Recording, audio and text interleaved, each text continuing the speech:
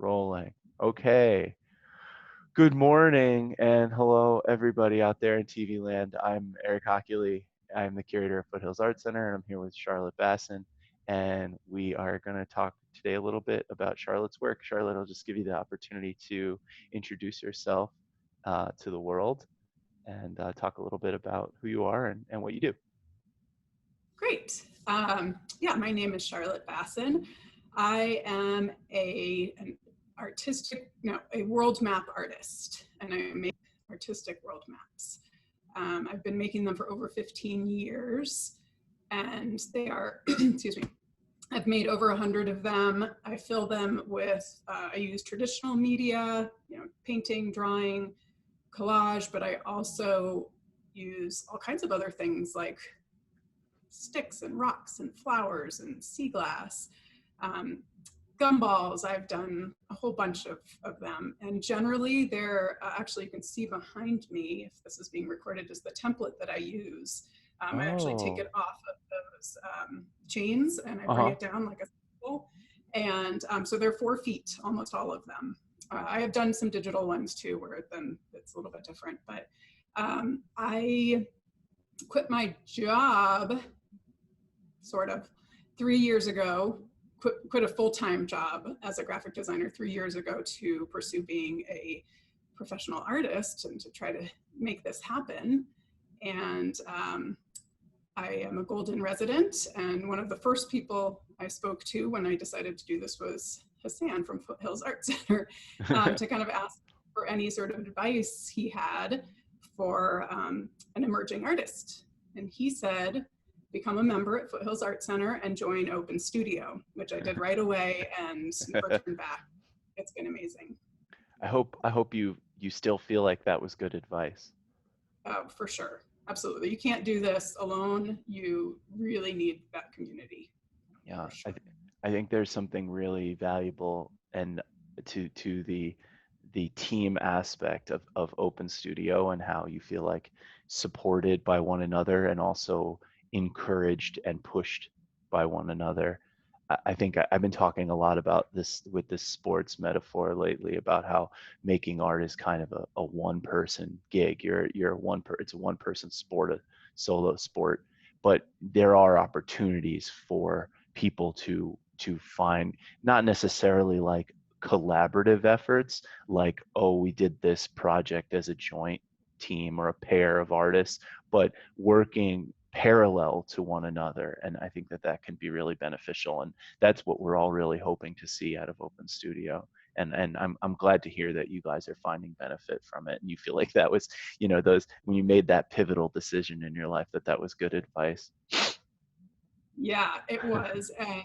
And for sure, everything you said, but actually, I'm just going to jump in and say that some of the most kind of fun and satisfying times I've had there is when I have done collaborative. It hasn't happened a ton, but I wanted to learn some techniques from another artist, and I brought half the stuff, he brought half the stuff, and then we had everybody in Open Studio participating, and that's really, really cool. I wish it would happen more, and maybe I'd like the idea of collaborative art, and it might be a new idea, but yeah, if anybody, I like it because I just make world maps, but I'll fill them with anything and everything. So yeah, if I collaborate with another artist who's got their own unique technique and we're creating a world map together, it's a new art when you can bring more people into it. Yeah, having that template. And what's that template made from, by the way, just out of curiosity? So that is, pretty sure it's aluminum. It's like 1/4 inch thick. It's heavy. Who cut that? Do you have somebody cut that for you?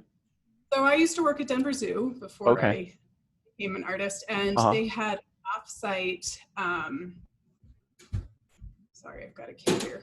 No, that's fine. I'm petting a dog while like off screen just to keep him from like misbehaving. It happens.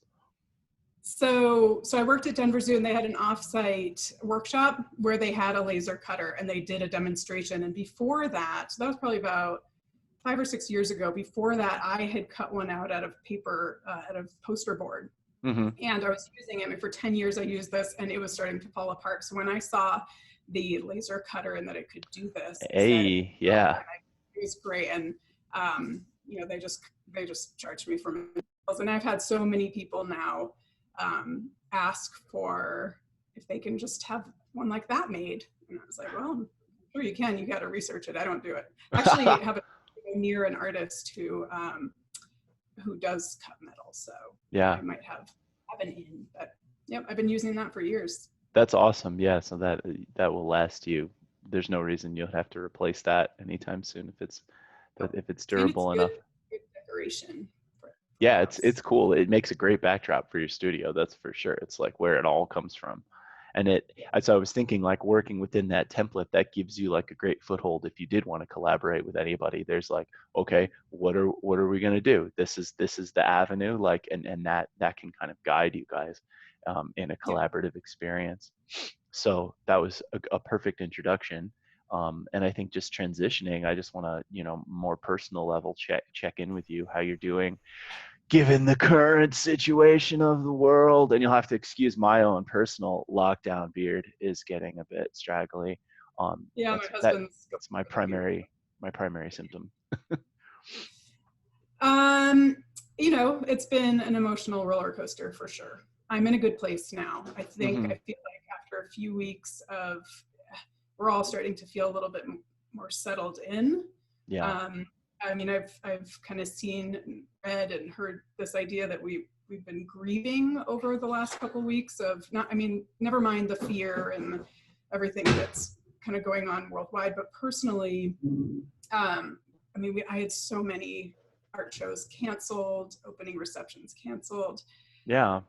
Really looking forward to, and you know, not to mention salary pay cuts and kids doing remote learning and everything. So just adjusting.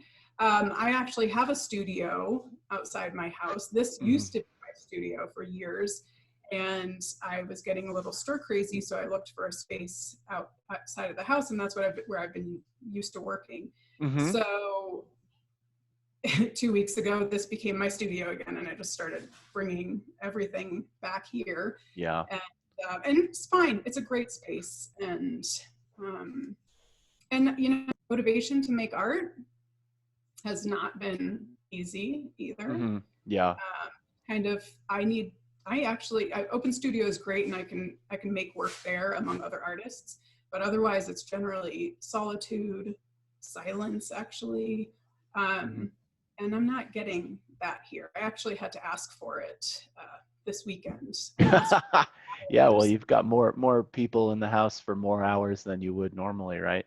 Yeah, How many children do you have? I'm I sorry. have two daughters, 9 Uh-huh. and 12. Okay. Well, spring break last week, they were supposed to be in the Foothills Art Center spring break art camp with Steve Tracy. Yeah, I was so that was a excited. gut punch to close that for us. It Yeah. was really hard. And actually, Yeah. he was my teacher at Foothills 12 years ago when I was pregnant with my oldest. I Who was took that? I'm sorry, who's the teacher going to be? Steve Tracy. Steve Oh, Tracy. okay. And I was pregnant with my oldest. And so I was really excited to kind of have them, you know, to have it come full circle like that. So Yeah. Well, put them hopefully we can get something together. I don't know if there's going to be like another holiday oriented camp for the kids this year. We don't not really sure what's going to happen in the future, but I hope that at least next year we could bring Steve back. That would be really great. Everything is just so in flux right now. It's really hard to talk about what could be happening in the future. My all my shows are just getting like slowly, incrementally pushed backwards and starting to overlap each other, and it's yeah, just it's just annoying not to know. But yeah. well, I'm glad to hear that you're still creating and that you have an alternative studio So space to come back to. Hey. uh, you could say, okay. Aw, that's adorable. That's a genuine moment for our You interview know right what? Let there. me say, they have been amazing. Yeah. Really amazing. Like, I think because they fight all the time, but the last couple weeks, I don't we didn't have to say anything. I think everybody just kind of understands that. A detente. I have to share this, and I know it's not art related, but they I said, Mommy, Daddy need a date night. You guys should make us dinner. They never will. Oh, nice. And they set up a restaurant outside with Get candles and out. flowers. They cooked us dinner, and it was amazing. We even gave them a tip, although I had to do the dishes. But, Oh, that's, yeah. Well, so it's great. it's a new world. Yeah, you have to be grateful for the little things. Oh my gosh, that's so cute. Yeah, I think anything that's happening in the life of an artist is related to their art, that anything that you can do to get yourself in the right headspace or things that are happening right now. I think there's going to be an awful lot. There's certainly an awful lot of writing and video and media that's happening around what's going on now and being created. So I think it's only a matter of time before there's a deluge of art, that has to do with this event. It might be more retrospective and less about, less being made in the present moment, but I think it all relates. It's all tied in. So on that vein, I'd like to pull up some pieces of yours and talk about them a little bit more specifically to get into the meat of this interview. So let's see if I can do this seamlessly. Going to share this, and we're going to start with this piece. Are we looking now at image of your cranes? Yep. Okay, wonderful. So let's start here. I'd like to talk about not only this work specifically, but the series that is a part of, the greater series that it is a part of. And I'll just let you kind of carry it away with what you'd like to say about this work. So this is one of 13 pieces that was supposed to be installed at the Denver Public Library main branch this Saturday. It was a big deal. We had an opening reception. We're anticipating 75 people, and it was a big solo show for me, actually sort of in partnership with Rocky Mountain Map Society. So it was just really, really exciting for me. It was a big thing for 2020 that I was looking forward to. But that's being postponed. So, but the series, if I can remember what I named it, Wander and Wonder Women, celebrating female explorers, adventurers, and change makers, past and present. And so I was focusing on women, and I did a lot of research, which has been really fun. Women who, well, either explorers, adventurers, or change makers. I started by looking for cartographers, women in history, but that is really actually very hard to find because it wasn't, I mean, they weren't allowed to be artists, they weren't allowed to be explorers. But I did find quite an interesting list of people that I found inspiring.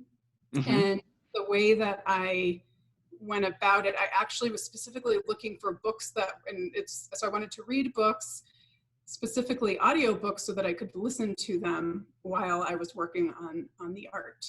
So this is one inspired by Sadako Sasaki, who was a young girl in Hiroshima, who the story is... Make our way over to her part of the world.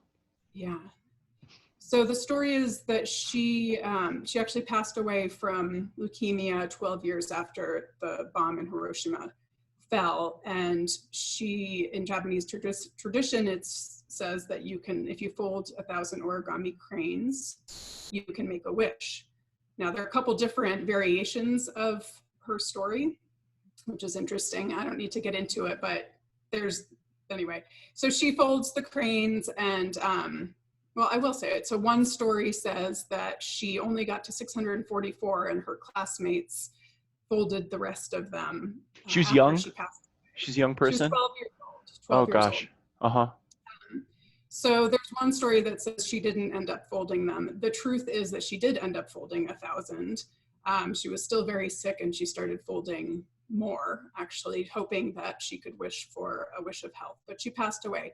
Now, the interesting part of the story is that her classmates put in a memorial, a statue, a beautiful one that I saw when I traveled to Japan 12 years ago, of her and the crane.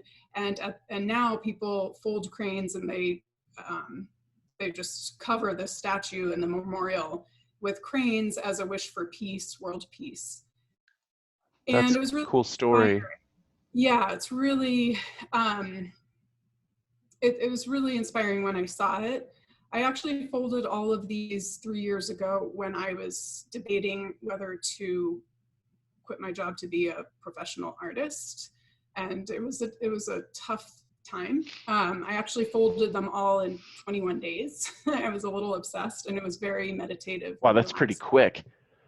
Yeah, it was, I think it was average like 40 a day or something like that. I got really fast, and they're itty bitty. But and then they sat in a jar. I played around with some ideas. It's always really scary to spend a lot of time on something and then make the next move in an art piece. I encounter this over and over and over again. So sometimes it just needs to just kind of be put away until it's ready to come out again. And probably about 3 months ago, I decided I wanted to create this for this show, because I felt I liked the idea of actually bringing a girl into the series. Everybody else I researched were women. Huh. And you know, it was an excuse to finally do something with these cranes. I knew I wanted to make them into a world map. And So in wait, between them, did you make these crayons before you knew the story? no, Oh, okay, okay, I knew sorry. the story 12 years ago. Right, because you When learned the story when you visited Japan. I don't remember why I started folding them. I think I just need sometimes, and actually with coronavirus, I thought about folding again, because it's like, I Making mean, another few thousand.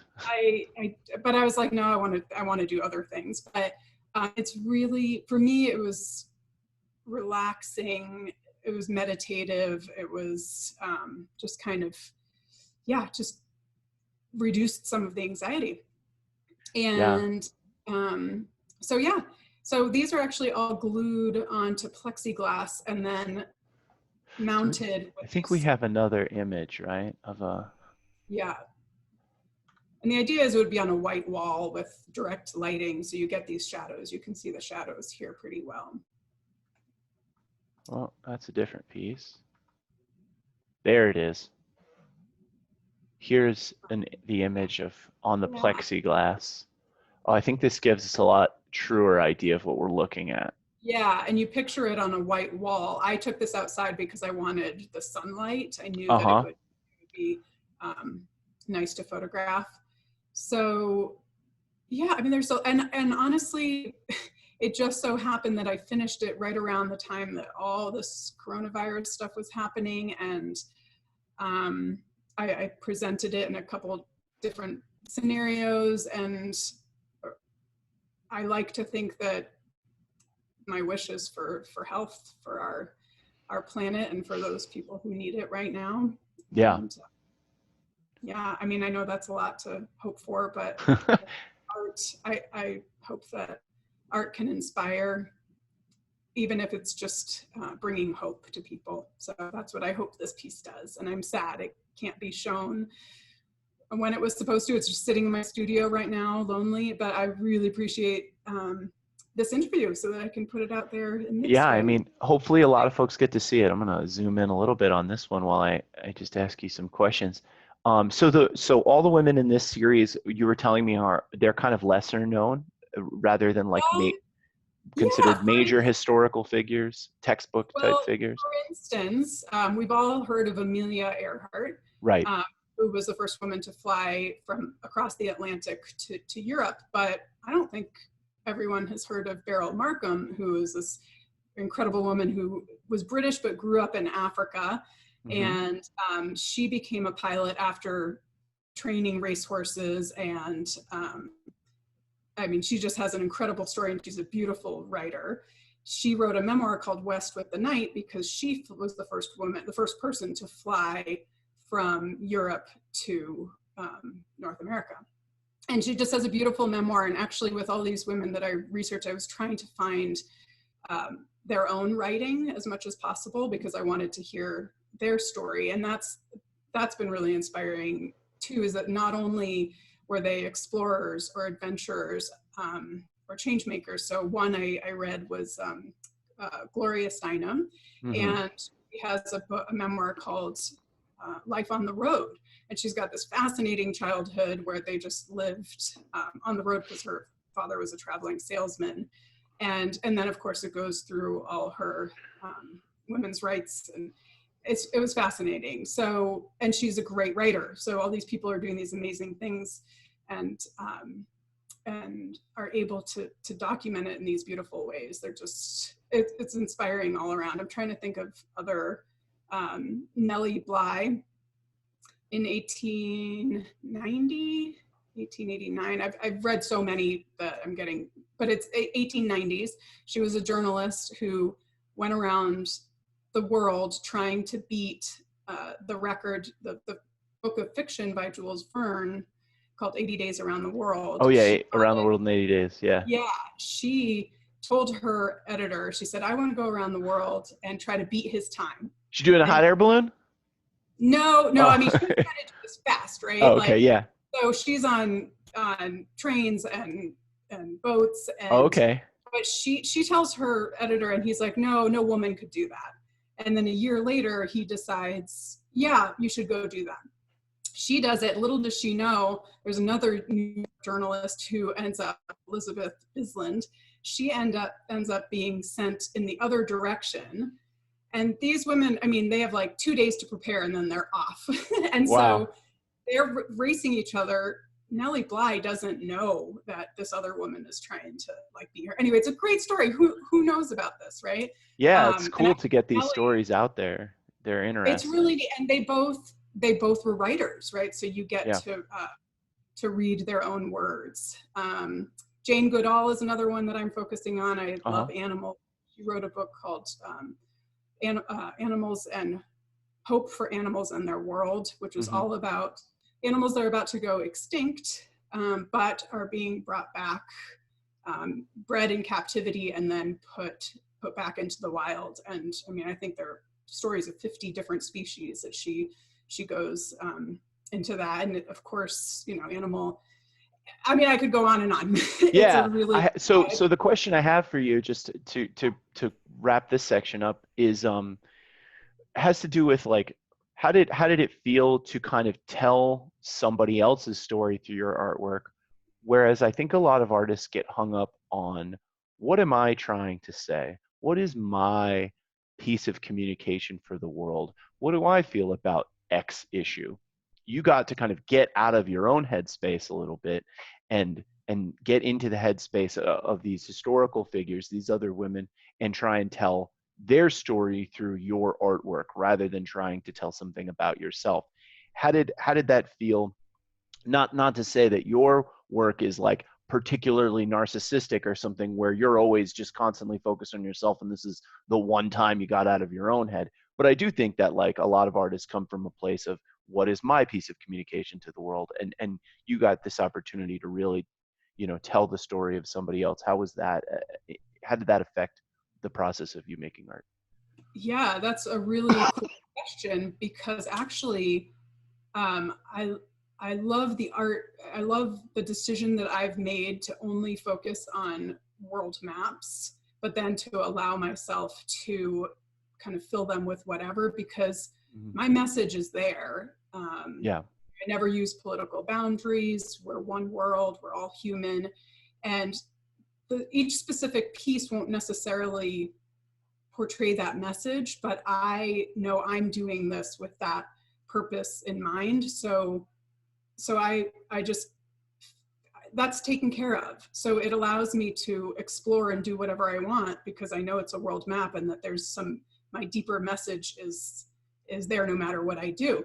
So getting to your question of using them to inspire the work, like I didn't have to think about the message I'm trying to get across. I was just allowing their stories to inspire the materials that I was going to use. I just got to make completely new and different decisions based on their stories. And I actually found that I had to read a little bit to kind of get an idea about them. And then I saved some of, when it was an audiobook, I saved it to make sure that however, 5 or 6 hours, I'm actually listening to it while I'm creating the work.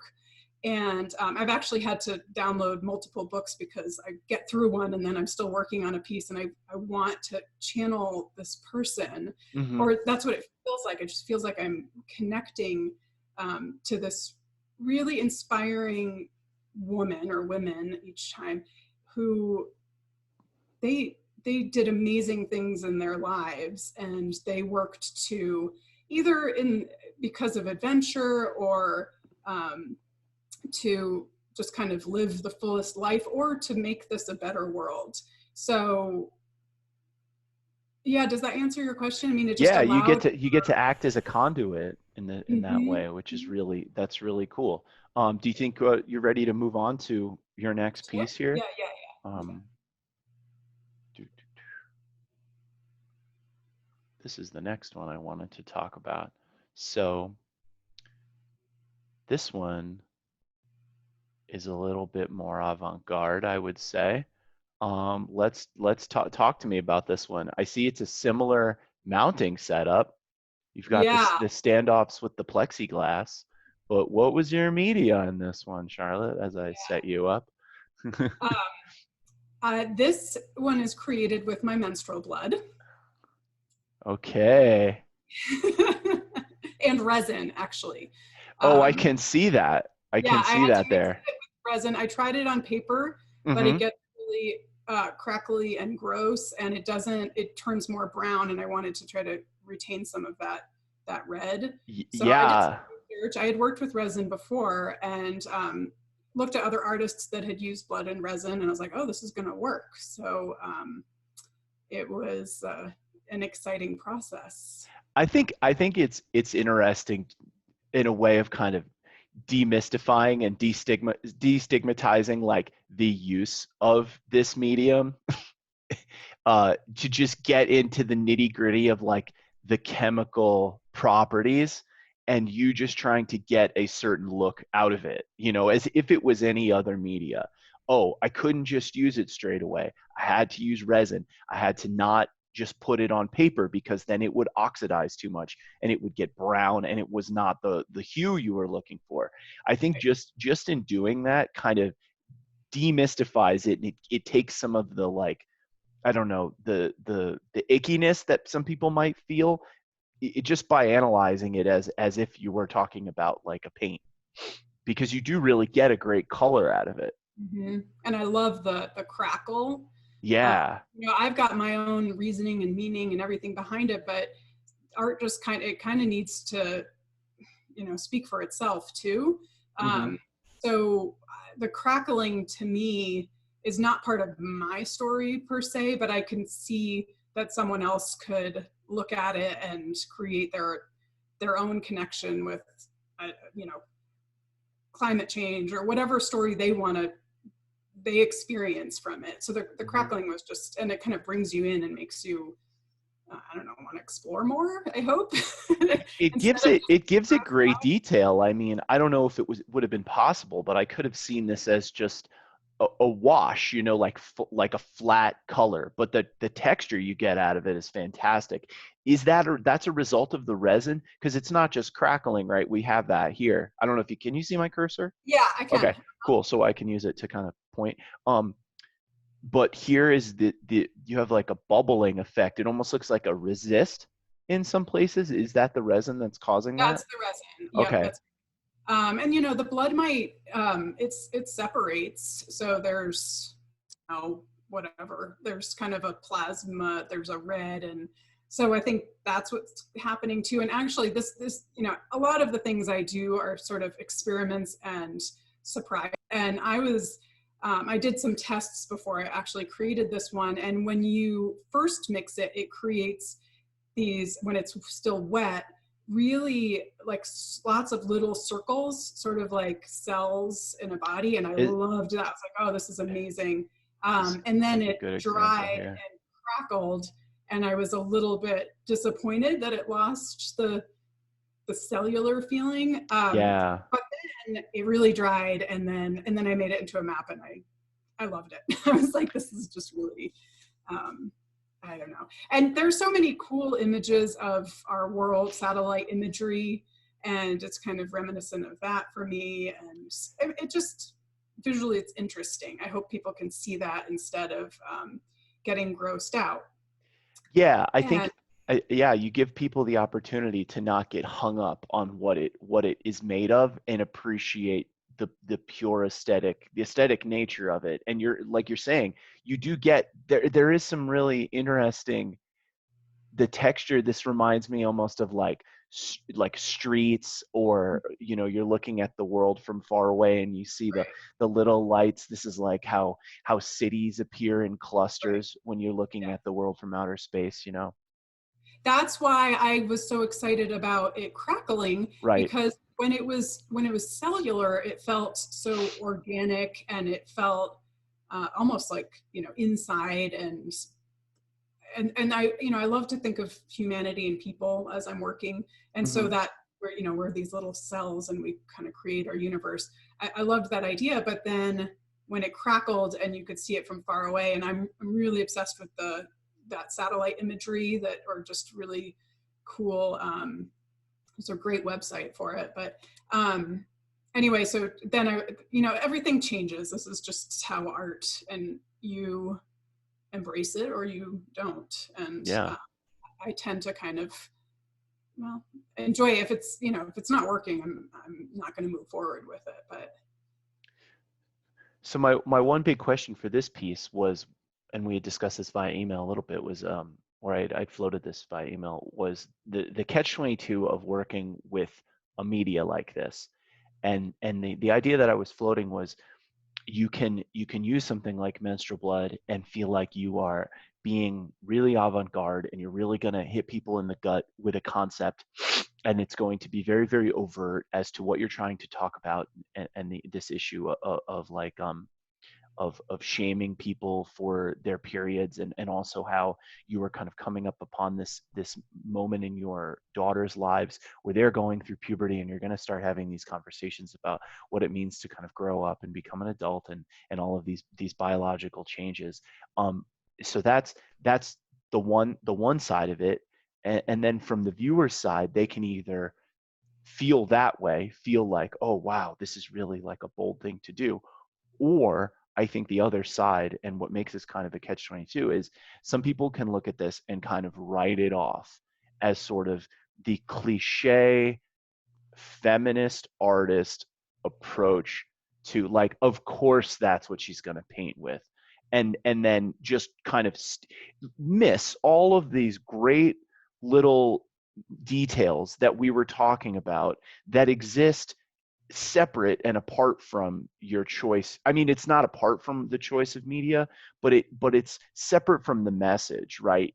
There's a lot to appreciate here, even if you don't want to get on board for the other part of it, which you have to realize that, like, whoever's going to look at your art they're going to come from a variety of viewpoints.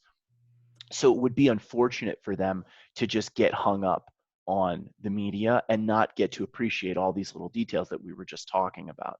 So I know that's more of that's kind of like an aqueous question, but if you could just talk a little bit about the kind of two sides of the sword there. um, and I think it's a really interesting idea.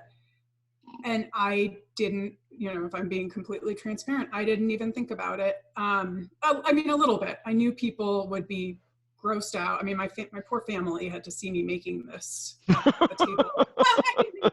And I would cover it up with like cardboard, and so they didn't have to see it, but they're like, mommy, that's gross. And I was like, but it's not gross, And I mean, it was at first, but it's anyway. And so what I want to respond to that is my experience of how this piece came to be. And it's well, first of all, I started using a menstrual cup, which I think that everybody should use because it's better for our planet and could maybe help with this period issues and girls not being able to go to school and in places in Africa and that kind of thing. But anyway, Because of waste, because it produces less or zero waste, essentially less waste, yeah, right? There's no absolutely. disposable media that you have to, okay. Exactly. You are reusing this for, 8, 10 years, same thing. I didn't even know about them till, I don't know, less than 10 years ago. And I was like, how have I not been using this? So it was definitely to educate the public about menstrual cups. Mm-hmm. And, but I don't want to be like too, um, I was really, so about 5 years ago, I was really attracted to the beauty of blood in water Uh-huh. and the patterns that it makes. And I was like, I should photograph this. And then, and you're like, what do you, no, I mean, this voice kept saying, no, that's disgusting. And then I was like, I should make a map out of it because it's really beautiful. And then it's like, no, that's disgusting. And after 5 years, every single month, of this voice kind of telling you should make art out of it, Mm-hmm. eventually you just have to do it so that you can shut that voice up. And that's what I did. I was like, it's time. I had played with resin before, which was new to me, and so I felt comfortable with using it and how to do it. So I was like, I'm just going to make it, and just so it's done and it can sit under the bed or in my studio or whatever. And so it was a lot more of just kind of when ideas come to you, and if you don't do something with it, it's just going to get stuck, and then there's no room for, I mean, I have plenty of room for other ideas, but still just, you just got to get, so that, and then it just so happened that, and it may have been that actually when I created it 5 years later, it was because, like you said, my daughters are about to enter puberty. We're talking about periods. They're doing growing and changing at school. And I'm completely open about all of it, and I appreciate that that we can talk openly about it, and there is no shame, and actually, I think they're excited about it, which is great, instead of scared. And so I think that's probably why this eventually came to be, because it was kind of a topic of conversation. Yeah. Um, and then a call for entry came out called Elements. And I thought, well, this is kind of the description, it just fit it perfectly. And it got accepted into the show, and then it was out in the world. And so getting back to your question of, not wanting to kind of turn people away, I think the artist statement that I had there was really important. And I ended Mm-hmm. up actually also including a really small recording device, Uh-huh. since I be there and I'd love to be able to talk about menstrual cups and period shaming. And so I put it there as a way for people to just kind of comment and to open this up to conversation. It was there on opening night, and I went back to get the recorder, and it was just a big party. And I was like, okay, it was not the right venue. It was an interesting idea. It was not Uh-huh. necessarily successful, but if Right. this were another gallery and there were, if there were somebody there, kind of encouraging people to interact. Mm-hmm. So I think you can. There are different solutions to kind of have that conversation. Yeah. And honestly, I haven't put this on my website yet, because it needs this two-way. It needs the right place and time, because I don't want people to just be grossed out and not get it. I want to be able to have that Yeah, conversation. or dismissive, right? Like, which is, Yeah. that would be the one I'd be even grossed out, is like at least an emotion. I think it would be more of a shame for people to just see it and write it off as something that they're not worth interacting with, because they feel like they can't, I don't know, get their brains around it, or they just don't want to interact. I think it's really interesting that you said, well, it was gross. No, it's not gross. Well, it was gross at first, and then, because I think that's like one of the strongest, that's like the strongest point you could make, with this, because not only did you kind of went through the stages yourself just to make it, where you were like, there's a little bit of a stigma in my brain, it kind of grosses me out, and that's not like entirely uncalled for, right? Like, blood contains pathogens, and we don't need to be like completely free with bodily fluids. That's not, I don't think, what we're advocating for here. But the whole idea that you you started off feeling like a little bit icky about it, and then through exposure you kind of destigmatized it to yourself, and then it just became a media like anything else. So like that you in the creation went through a process, I think it really makes it more powerful. Yeah, and actually, so and I knew I wanted to do resin when you were talking about like the pathogens and put layers of it so that this is all covered. It's Mm-hmm. mixed with resin, but it also has a layer of resin, so there's Yeah. no blood exposed. Yeah. But then you're right, the way that I mounted it, Mm-hmm. and because I this was my first time doing this, I did the cranes later because I loved how this worked and the idea of the light shining through it, and even pouring the resin, you'll see on the edges, it's kind of this organic shape, and it to me turned it into a beautiful piece when you add light um, and so It's yeah, like when you make slides in chemistry class, or biology class rather, you know, to under the microscope. It's that's very funny. I reminiscent didn't of even that. think of that. That's why it's so important that it's on something So clear. funny. Yeah, yeah. So yeah, it's all, sometimes the artwork just kind of has a life of its own, and for whatever reason, you're called to make it, and then it evolves. And I have actually through this made some really interesting partnerships.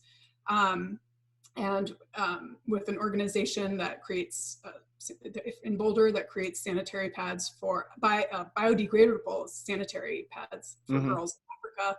And so, these kinds of things, that like opens up your world if you just kind of let it. And, for the people who are going to be dismissive or grossed out, fine. Not everybody has to like everything. No, 100%. That's a given, and it's important to remind everyone of that, and because I think that that's a good mantra for a lot of artists to refrain to. Yeah, not everybody has to like everything. You're not going to catch everybody. Yeah. Okay, we are way over time, but that's fine. That's just a symptom of a great interview. And You as somebody, guys can cut it and edit and do whatever you eh, want to do.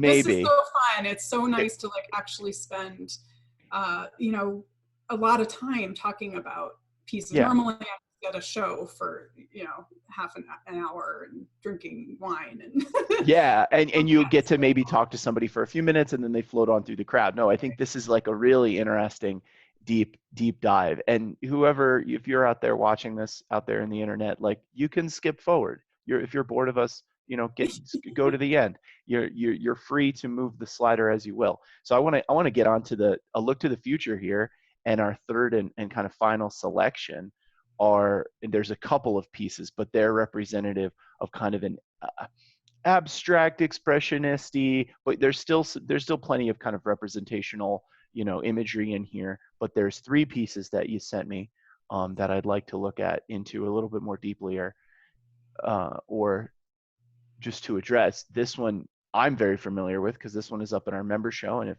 you out there in the internet have seen our walkthrough of the member show, this is a piece we spent a good amount of time looking at. But now we have the artist here to actually reference and give us a little bit more insight. And then this is the third one here, which I had never seen before. But I really am. I'm a huge fan of yellows and oranges, and I just love this color. And your choice of contrasting colors, I think, is also really amazing. So what can you tell me about these works? I see a lot of feminine figures in here. I see Mhm. a lot more liberal use of the paintbrush, and a lot more aggressive and intentional use of the negative space. Whereas, if we can be reminded, some of your other pieces completely, I mean, this one, you let the shadows kind of create the action in the negative space in some of your other works, whereas these are flat and are they on canvas? Remind me, are these on panel? They're on boards, Board, okay.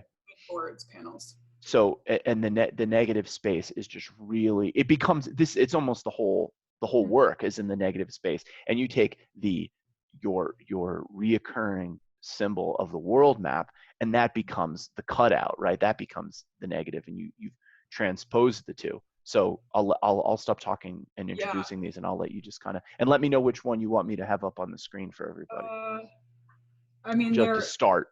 there's so much. We can start with this one.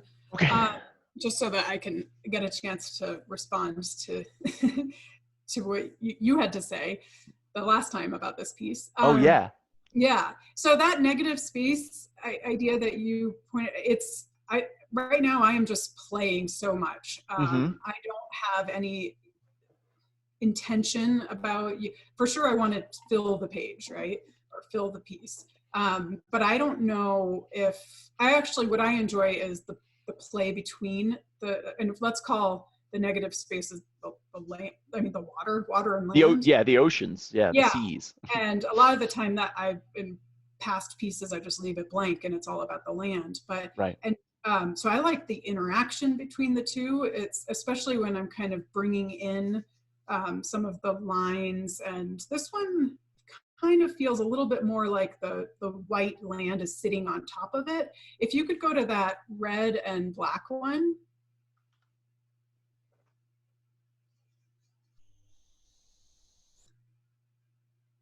Did it get there for you? Okay, so Okay. this one, although to me it feels like the land is coming towards you, the black is, but actually I painted the white on top. Oh, I can see that. That's Yeah, pretty so evident right the here, like in land, the lower part of Africa, down around the yeah, horn here. but it's not That's obvious. And so I like kind of when you're not quite sure. So that's what I'm really trying to kind of do, to play with more. Mm-hmm. But let me take a step back with these, because so I've been, I actually took a class at Art Students League in Denver Mm-hmm. with Jeff Wenzel, is the instructor. And he's been an abstract expressionist painting for, I don't know, probably 30 years, I assume. And he has a really interesting technique of actually using drawings and creating materials through different patterns and drawings, and then ripping it up and collaging it and painting over it. I actually ended up taking his class. It was a 6-week class, but I kept on signing up. So I had been doing it for most of the last year. So I have about 20 or 25 of these. They're all 4 feet by 2 feet. Out of the 25 that I've created, none are finished, except, and they're finished when I turn them into a world map. And when I've kind of played, having him as an instructor and a kind of purist abstract expressionist, I thought he would hate the fact that I turned them into world maps, because Yeah. The idea behind abstract expressionism is just really to just let go and let emotion kind of drive the way. Yeah, the automatic process. Yeah, and before I took this class, I would be this is no secret, but I went to art school, but I never took a painting class. And I said I was scared of paint. So that's why I used collage, and I drew with pen and ink, and used flowers and that kind of thing. So it not only was it pushing me out of my comfort zone as far as using paint, but just abstract and really letting go, because a lot of what I did was very controlled, and that kind of came from my background in graphic design and following the rules and everything being tidy and neat and well designed, to just letting go of all those rules and essentially not thinking, not just letting the thoughts go. I mean, if of all the hundreds of maps that I've made, these are the ones that get me into that flow state, because you really have to, for it to work, and to trust that something's going to come out of it. It's like this, it's an adventure. It's really fun and scary too, because you don't know when it's done. It's, you just kind of have to feel, you just have to feel your way around it. But back to the process. So every other week we would actually draw from a model, men and women. The figure actually here in the left-hand corner is a man. So I like that it's not all women. Over to the left, his face is in Mexico. And he's kind of like sitting, his legs are tucked underneath him. Can you see it? Yeah, aren't I zoomed in on it here? Like his yeah, okay. Yeah, his face takes up like the better portion of the Western Yeah, United States. exactly. And His yeah, legs are tucked under his feet are right. about. Yeah, I see him. Yeah. So anyway, I really like that they're all different. And actually, he was wearing headphones just like you have Oh, on. I see that. Here they are. So, and actually, just a little bit of personal background too. And when I was an art student, my I was also a live model for art classes 20 years ago. Hmm. So, and so I know I've been on to be on both sides. I love the idea of a model in the room and artists and the silence, but the connection that you inevitably have, even though there's barely any eye contact usually, and everybody's very professional about it. So Yeah. it's just how it is, you know. Sometimes you get a super friendly one, but generally, you know, we're just all being professional. And Yeah, it so to becomes. be back drawing humans, and then actually, I mean, he's such a great instructor because I was used to doing good drawings and drawing what I see. And you know, I think it was my second class, and he said, Charlotte, for the rest of the class, you know, 3 hours, I want you to draw with your left hand, just like Oh, let loose, let go. It's it's an not supposed old to be school trick. perfect. Yeah. So so it's been a really fun learning experience, totally taking me out of what I've done before. Hmm. And actually there's this comfort in knowing that they are all going to turn into world maps. That's where I get to take control again. Ah, I need that's how. that little bit Okay. of like Because no matter how far you stray, you can always bring it back to your kind of comfort zone in the end. yes, that That's is, very interesting. it's really, I don't think I could have done it. I mean, I'm not ready yet. I'm not there as an artist to just go full on abstract. That Yeah. that's too scary. Haha. but, um, Okay. So that's but how you're kind of keeping the training wheels on, for lack of yeah, a better for metaphor. now. So we'll Yeah. see. And I've told, you know, someday I won't make world maps, but I'm not sick of it yet. Right. I love having just a little, it's like not quite a blank canvas, which can be overwhelming and scary. So I have that comfort of knowing that, and I, this is a good point to also say, having gone to art school and decided when I left there, I am not going to be an artist. Like this is, you know, the elitism and the intellectuals. Like, can't we just make things that are pretty? The And conceptual art. Yeah. yeah, and I mean, you know, I'd gone through years of it, and if I had a, I did an independent study with an African American instructor who was like, okay, we're going to do Underground Railroad, and I was like, okay, great. And then if I had, you know, a woman instructor, it had to be feminist, and I was like, can't it, like, why, right? But now I am coming full circle when it comes to like the activist piece of it. But so that it's, you know, it's all a journey, but the world map, I would like art and my art to be accessible and approachable. And by making it a world map, and I mean, I have a huge connection to the world map because I traveled in my 20s all over the world. So it's my way of staying connected. And, but I like the idea that I can do whatever I want with my art. And as long as it's a world map that's somewhat recognizable, it draws people in, and it doesn't have to be someone who knows a lot about art or it's just it's easy to connect because there's something familiar there, and that's important to me because I want my message to get through to as many people as I can, because I think it's an important one. Yeah, you So give everybody a foothold to kind of find their way in, yep. and then from there on, they can engage. Kind of, they can decide their own level of commitment. Yep. Yeah. Well, hey, I think that's a pretty great place to wrap this up.